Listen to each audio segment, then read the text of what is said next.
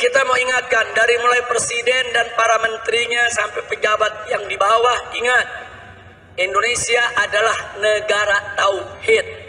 Kita tahu bahwa tauhid itu adalah pemahaman Islam yang khas tentang keesaan Allah. Tentu setiap agama juga memiliki pemahaman masing-masing tentang keesaan Allah. Apa yang menjadi aneh dari ceramah Rizik Syihab ini? Bukan hanya dia buta sejarah, tetapi ini adalah bentuk pembohongan publik. Apabila tidak diluruskan, maka ini dampaknya akan kemana-mana, bahkan mencederai komitmen para founding fathers kita dengan Pancasila sebagai dasar negara dan Negara Kesatuan Republik Indonesia sebagai bentuk negara yang bisa mengakomodasi fakta kemajemukan masyarakat kita sebagai living reality, yaitu Bhinneka Tunggal Ika, berbeda-beda tetapi tetap satu. Jadi ketuhanan yang Maha Esa tidak identik dengan tauhid Islam. Dr. Bambang Nursena meluruskan ceramah Rizik Syihab. Negara berketuhanan yang Maha Esa adalah negara tauhid. Pertama-tama kita saksikan dulu cuplikan ceramah singkat dari Rizik Syihab berikut ini. Begitu saya tanya semua saudara, dasar negara kita apa? Ketuhanan. Ketuhanan yang Maha Esa itu saudara adalah dasar tauhid. Apa kalimat tauhid kita? Semuanya la ilaha illallah. Lagi.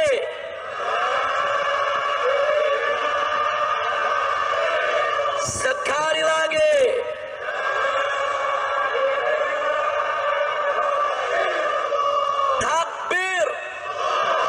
Kita mau ingatkan dari mulai presiden dan para menterinya sampai pejabat yang di bawah, ingat, Indonesia adalah negara tauhid.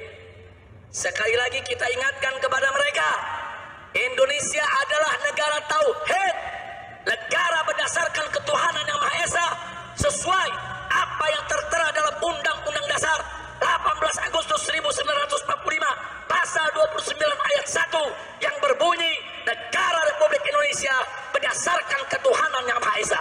Jadi kalau kalian ingin menyingkirkan ajaran agama, ingin menyingkirkan aturan agama, ingin menyingkirkan ajaran Islam dari pengelolaan negara, berarti kalian ingin mengangkangi konstitusi, ingin menghancurkan negara ini dan ingin menghancurkan dasar negara. Betul? Maka itu saya mau tanya, siap jaga ketuhanan yang Maha Esa? Siap jaga negara Republik Indonesia? Takbir! Kemudian mari kita simak dan saksikan bersama secara tuntas penjelasan yang begitu luas dan mendalam dari Dr. Bambang Nursena. Ini dia videonya. Beredar video dari Rizik Syihab yang menyebutkan bahwa negara berketuhanan yang Maha Esa itu adalah negara tauhid. Maka pemerintah dan negara ini harus menjalankan penyelenggaraan negara sesuai dengan prinsip-prinsip tauhid. Kita tahu bahwa tauhid itu adalah pemahaman Islam yang khas tentang keesaan Allah. Tentu setiap agama juga memiliki pemahaman masing-masing tentang keesaan Allah. Apa yang menjadi aneh dari ceramah Rizik Syihab ini? Bukan hanya dia buta sejarah, tetapi ini adalah bentuk pembohongan publik. Apabila tidak diluruskan, maka ini dampaknya akan kemana-mana, bahkan mencederai komitmen para founding fathers kita dengan Pancasila sebagai dasar negara dan negara kesatuan Republik Indonesia sebagai bentuk negara yang bisa mengakomodasi fakta kemajemukan masyarakat kita sebagai living reality, yaitu Bhinneka Tunggal Ika, berbeda-beda tetapi tetap satu. Jadi ketuhanan yang Maha Esa tidak identik dengan tauhid Islam. Kalau di dalam pasal 29 ayat 1 Undang-Undang Dasar 1945 itu dikatakan negara berdasarkan atas ketuhanan yang Maha Esa, itu tidak bisa didistorsi secara sempit dengan pemahaman agama tertentu, apalagi dengan menjadikannya itu sebagai acuan negara untuk dilaksanakan kepada publik. Tentu bukan itu maksud dari the founding fathers kita. Jadi ada dua yang bisa diuraikan dari distorsi makna mengenai ketuhanan yang Maha Esa adalah tauhid. Negara yang berdasarkan ketuhanan yang Maha Esa berarti negara berdasarkan tauhid, dan itu dimaknai menurut konsep Islam tidak seperti itu.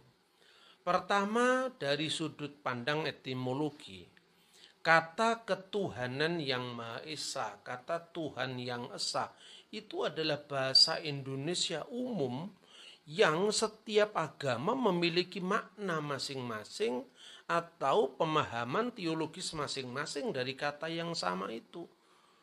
Jas merah, jangan sekali-kali meninggalkan sejarah, kata Bung Karno. Kita bisa melacaknya perkembangan istilah Tuhan yang Maha Esa atau ketuhanan yang Maha Esa itu sendiri sampai ketika para founding fathers kita bersidang di BPUPKI. Itu bagaimana suasana batinnya ya. Kira-kira kalau kita bisa lacak secara historis, kata Tuhan itu sendiri muncul kira-kira tahun 1300-an dan itu dimaknai sebagai sang pencipta. Itu muncul di dalam prasasti Minyeh 7 di Aceh, di mana di sana disebutkan ya antara lain itu ilahi ya Rabbi Tuhan Samuha taruh dalam swarga Tuhan Tatuha, yang artinya ya Allah ya Tuhanku taruhlah baginda raja di surga Tuhan. Nah di sini kata surga itu adalah bahasa Sanskerta yang kemudian diserap baik itu di dalam kitab Injil maupun kitab Al-Quran. Jadi ini sebetulnya dinamika dalam perkembangan bahasa, termasuk kata Tuhan. 1386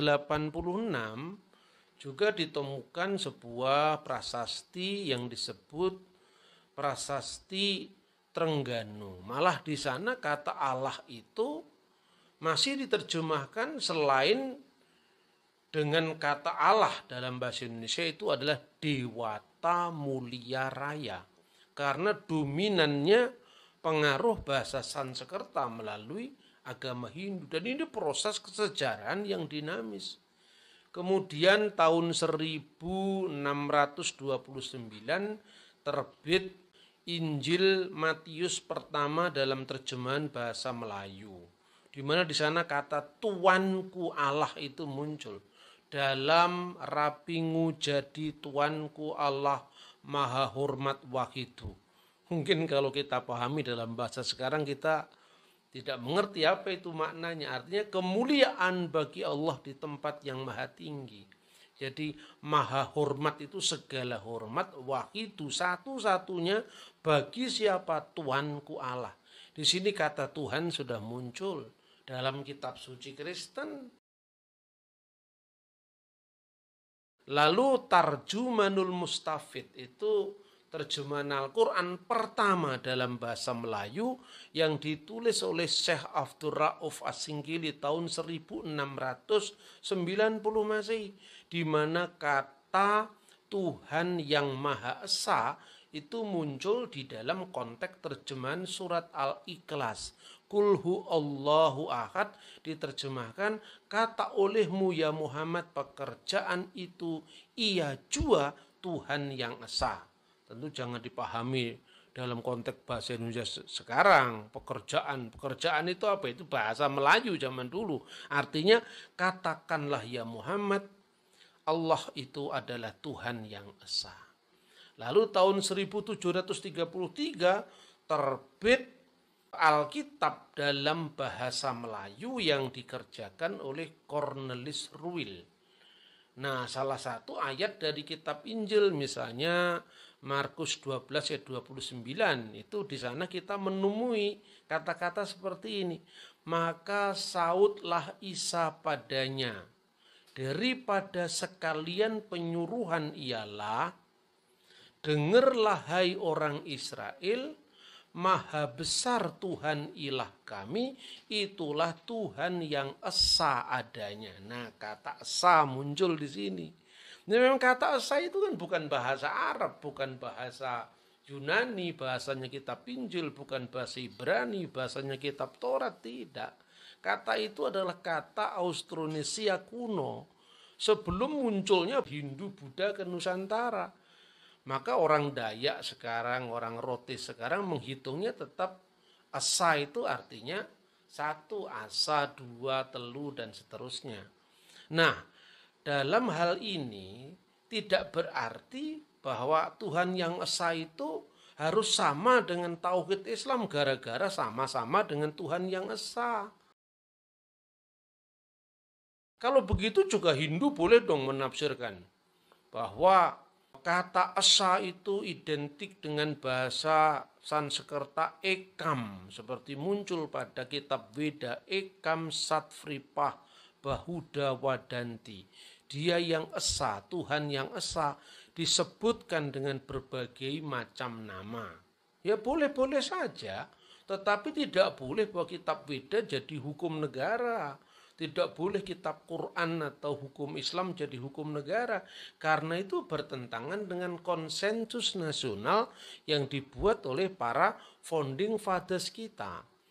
Nah, begitu juga agama-agama itu bisa memaknai setiap sila itu menurut pemahamannya agamanya, tetapi tidak menjadikan itu hukum publik yang berlaku bagi semua warga negara. Kalau itu akan memecah belah negara kita. Nah, pada saat Pancasila itu disetujui, dan mula-mula itu berasal dari sidang-sidang Dokoritsu Chunbi Chosake. Itu kata Tuhan yang esa, Tuhan yang Maha Esa, itu sudah menjadi vocabulary umum bahasa Indonesia yang tidak identik dengan agama tertentu. Misalnya ya, di dalam persidangan tanggal 29 Mei tahun 45, itu ada anggota bernama Wiranata Kusuma, sudah menyebut kata Tuhan yang Esa. Susanto Tirtoprojo juga di tanggal 29 Mei 1945 menyebut kata Tuhan yang esa. Pak Yamin juga menyebut bahwa peradaban Indonesia mempunyai ketuhanan yang maha esa. Itu kata Pak Yamin. Kemudian Wiranata Kusuma, Susanto Tirtoprojo, Pak Yamin itu mewakili golongan kebangsaan. Tentu dia memahami kata Tuhan yang esa, ketuhanan yang maha esa dalam makna mengayomi semua agama. Tetapi juga ada Ki Bagus Hadikusumo yang berbicara tanggal 31 Mei. Lalu ada Ar-Rohim yang berbicara di tanggal yang sama, lebih memaknai Tuhan yang Maha Esa itu dalam makna Islam yang dipahami sebagai tauhid. Itu boleh-boleh saja. Tetapi proses dalam perumusan dasar negara itu masih terus berlangsung. Yang kemudian pada tanggal 1 Juni Bung Karno mengatakan, mengusulkan 5 sila itu. Dan di akhir pidatonya beliau mengatakan, hatiku akan berpesta pora jikalau saudara-saudara menyetujui bahwa negara Indonesia merdeka berasaskan ketuhanan yang Maha Esa. Nah itu, jadi jangan salah ya, banyak sekali ini digoreng oleh para pemain politik ini. Seolah-olah Bung Karno mengusulkan sila ketuhanan yang berkebudayaan. Tidak. Bung Karno mengatakan asasnya adalah ketuhanan yang Maha Esa. Tapi tentu tidak bertentangan dengan ketuhanan yang berkebudayaan. Kenapa? Karena Bung Karno mengatakan hendaklah setiap orang Indonesia bertuhan. Bertuhan menurut agama masing-masing. Yang Kristen bertuhan menurut petunjuk Isa Al-Masih. Yang Islam bertuhan menurut petunjuk Nabi Muhammad SAW. Yang Buddha sesuai dengan kitab-kitab yang ada pada mereka. Tetapi hendaknya setiap orang bertuhan secara kebudayaan, bertuhan tanpa egoisme agama, bertuhan dengan saling hormat menghormati atau toleransi. Jadi ketuhanan yang Maha Esa itu asasnya, ketuhanan yang berkebudayaan, yang tanpa egoisme agama itu adalah implementasi asas dalam menjawab kemajemukan bangsa Indonesia. Dalam tayangan ceramah saya di depan MPR, saya sudah mengatakan tentang apa makna filosofis Bhinneka Tunggal Ika itu. Dan itu luar biasa, jauh sebelum bangsa-bangsa barat menyadari pentingnya multikulturalisme. Kita sudah tidak bermasalah dengan kemajemukan agama. Bahkan zaman Majapahit saja, implementasi dari sila yang sekarang kita sebut ketuhanan yang Maha Esa itu, dulu semua dipayungi dengan Bhinneka Tunggal Ika, di mana Tuhan yang Maha Kuasa itu diproklamirkan sebagai Yang Ning Yang Inisti. Tuhan yang mengatasi konsep-konsep ketuhanan dalam masing-masing agama. Itu dibentuklah yang namanya Dharma Dyaksa Ringka Sugatan, Menteri untuk Urusan Agama Buddha. Dan dibentuk juga Dharma Dyaksa Ringka Sahiwan, Menteri untuk Urusan Agama Hindu. Ini sangat harmonis. Jadi tidak bisa kita distorsikan hanya berlaku pada agama tertentu. Tapi saudara, dalam dinamika persidangan BPUPKI itu ternyata ada proses yang sangat dinamis. Sehingga muncullah rumusan Piagam Jakarta. Ketuhanan dengan kewajiban menjalankan syariat Islam bagi pemeluk-pemeluknya. Tetapi itu belum final. Pada Panitia Hukum Dasar tanggal 11 Juni tahun 1945 dibahas kembali. Dan salah satu yang keberatan itu adalah Mr. Latu Harhari. Beliau mengatakan, coba kalau kita bandingkan dengan Minangkabau. Di Minangkabau pelaksanaan hukum agama itu harus mendesak hukum adat. Jadi kalau kewajiban menjalankan syariat Islam bagi pemeluk-pemeluknya ini tentu akan membahayakan pelaksanaan hukum adat di daerah-daerah. Seperti misalnya di Ambon. Di Ambon kami tidak memandang agama. Dan itu memang benar dibuktikan dengan hukum adat Ambon, ya, misalnya pela gandong. Kalau orang Kristen itu mengikat pela dengan marga yang Muslim, maka kalau dia membangun masjid, warga Kristen yang membangun. Sebaliknya kalau warga Kristen bangun gereja, warga Muslim yang membangun. Itu luar biasa indahnya. Dan kata Mr. Latu Harhari, di sana antara Islam dan Kristen itu hukum adat saling mengizinkan untuk mewaris. Ya kira-kira kalau saya perjelas sekarang itu gini. Kalau hukum Islam yang berlaku kan berarti orang yang non-Islam tidak bisa mewaris dari orang tuanya yang Islam. Nah padahal di Ambon biasa itu. Kalau orang tuanya Kristen punya anak Muslim ya tetap dikasih warisan. Sebaliknya juga kalau orang tua Muslim, anaknya Kristen ya tetap diberi warisan. Ini bagaimana hukum yang seperti ini? Kalau hukum adat yang seperti ini harus dikorbankan dengan statement atau diktum yang berbunyi kewajiban menjalankan syariat Islam bagi pemeluk-pemeluknya. Lalu keberatan itu sebetulnya ditepis oleh Haji Agus Salim. Haji Salim mengatakan begini, memang kalau soal Minangkabau itu sudah selesai sejak lama, karena rakyat dari yang melaksanakan hukum adat itu sudah mau menerima hukum Islam, maka adat bersendi sara. Tetapi di kemudian hari kalau misalnya ada masalah, itu negara bisa campur tangan agar bisa meluruskan mana yang kira-kira diselesaikan dengan hukum adat, mana yang diselesaikan dengan hukum Islam. Dari sini kan saudara-saudara rumit sekali kan apa yang disampaikan ini, makanya itu pun tetap tidak bisa disepakati. Sampai akhirnya delegasi Indonesia bagian timur menyatakan keberatan kalau 7 kata dalam Piagam Jakarta tidak dihapus, maka mereka tidak gabung dengan Indonesia Merdeka yang diproklamirkan tanggal 17 Agustus 1945. Bung Hatta puntang-panting untuk melobi tokoh-tokoh dari golongan Islam untuk lapang dada menerima. Lalu baik dari golongan nasionalis, dari golongan agama, termasuk golongan Islam, termasuk orang-orang Kristen yang biasanya di kubu kebangsaan, mereka kemudian dengan lapang dada saling menerima, maka jadilah ketuhanan yang Maha Esa. Dan ketuhanan yang Maha Esa itu berarti kembali kepada pidato Bung Karno tadi. Tapi kemudian tokoh-tokoh Islam seperti tokoh-tokoh NU, tokoh-tokoh Muhammadiyah itu memahami dengan tauhid. Itu boleh-boleh saja. Sebagaimana orang Hindu juga memahami dalam makna Brahman Widya Hindu, orang Kristen dalam pemahaman tentang misalnya sifat trinitaris dari Tuhan yang Esa. Sehingga Tuhan yang Esa itu di dalam iman Kristen dipahami sebagai Bapa yang artinya wujud Allah.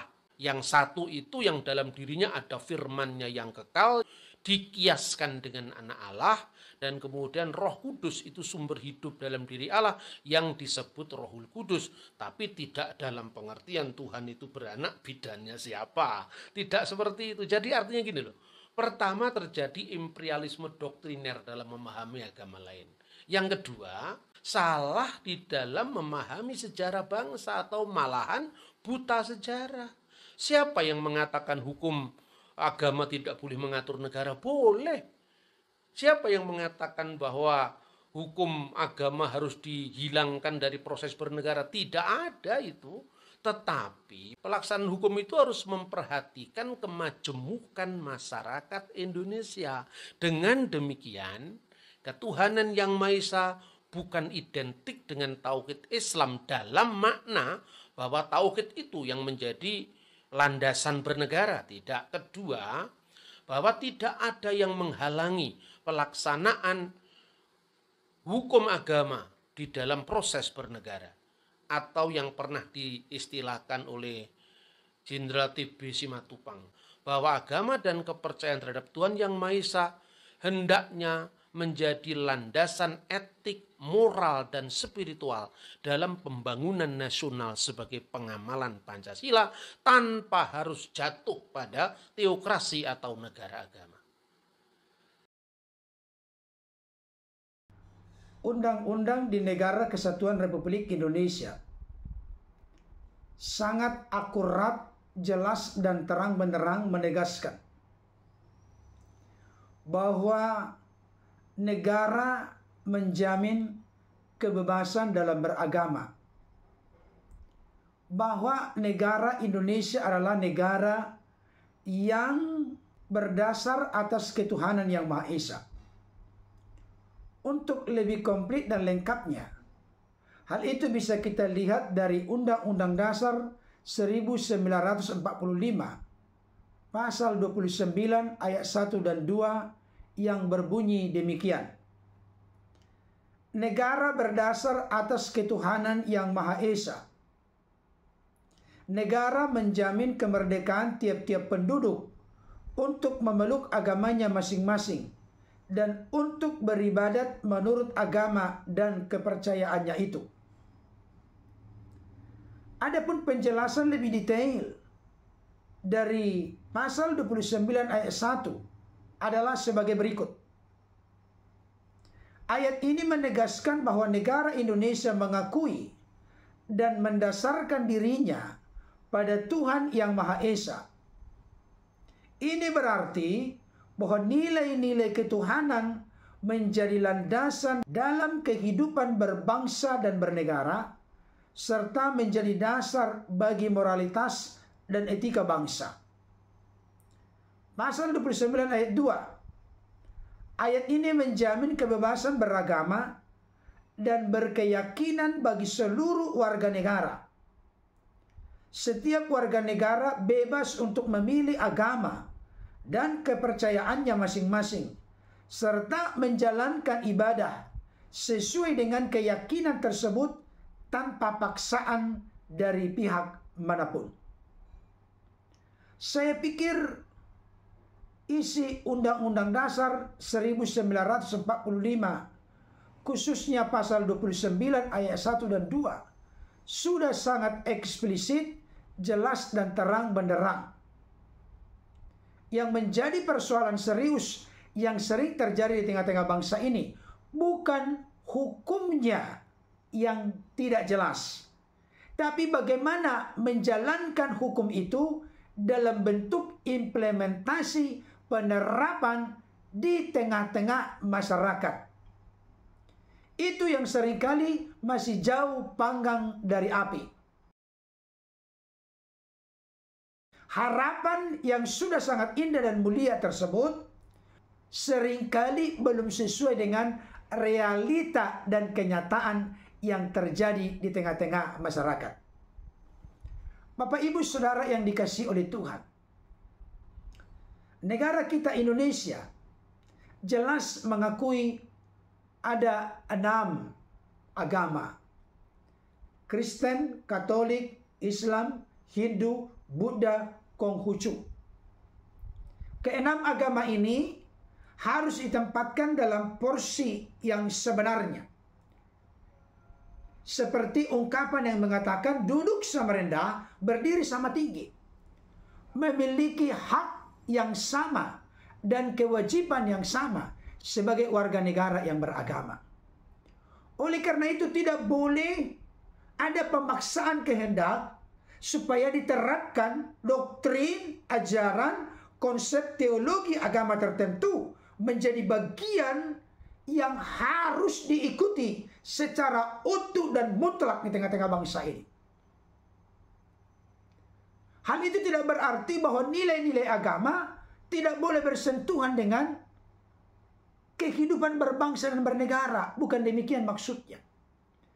Tapi biarlah berjalannya kehidupan berbangsa dan bernegara melalui para pemerintah kita selalu bernafaskan nilai-nilai agama. Sebagai contoh, orang-orang Kristen tidak boleh memaksakan supaya diterapkan di Indonesia ini. Yesus itu Tuhan dan Juru Selamat. Pokoknya semua harus wajib hukumnya mengakui, mempercayai Yesus itu Tuhan dan Juru Selamat. Bila penting dibuat jadi undang-undang. Tidak bisa demikian. Tidak boleh ada pemaksaan kehendak demikian. Tapi nilai-nilai yang terkandung di dalam kekristenan, banyak hal yang bisa diterapkan dalam konteks mengelola bangsa ini. Ciri khas utama dari ajaran Kristen adalah kasih. Saya pikir para pemimpin kita dari tingkat tertinggi sampai tingkat terendah harus menerapkan kasih di dalam memimpin dan memerintah bangsa ini. Kasih tanpa hukum akan menjadi liar, tetapi hukum tanpa kasih akan menjadi kering, bisa otoriter dan merusak. Demikian juga dengan prinsip keadilan yang membawa kesejahteraan bagi seluruh bangsa Indonesia. Saya suka dengan ungkapan dari Bapak Ahok yang mengatakan, tugas pemimpin itu adalah mengadministrasi keadilan sosial bagi seluruh rakyat Indonesia. Oleh karena itu saya sangat setuju dengan apa yang dipaparkan oleh Dr. Bambang Norsena. Nilai-nilai agama bisa mewarnai dan menafasi kehidupan berbangsa dan bernegara. Karena kita adalah bangsa yang berketuhanan, di mana nilai moral dan etika yang tentunya itu terkandung dalam nilai-nilai agama mewarnai kita dalam berbangsa dan bernegara. Tetapi intinya tidak boleh agama tertentu, agama apapun itu, memaksakan kehendak supaya konsepnya, doktrinnya, ajarannya bisa diterapkan secara utuh dan lengkap. Kalau tidak, nanti akan sulit mewujudkan sila ketiga, persatuan Indonesia. Kita mesti hati-hati dalam hal ini karena kita tahu jangan sampai ada pecah belah baru kuasai. Biarlah unity, kesatuan di tengah-tengah keberagaman kemajemukan, termasuk dalam kemajemukan agama, tetap terawat dan terpelihara oleh karena adanya kesadaran untuk saling menghargai, saling menghormati, dan mengembangkan kehidupan yang penuh dengan toleransi.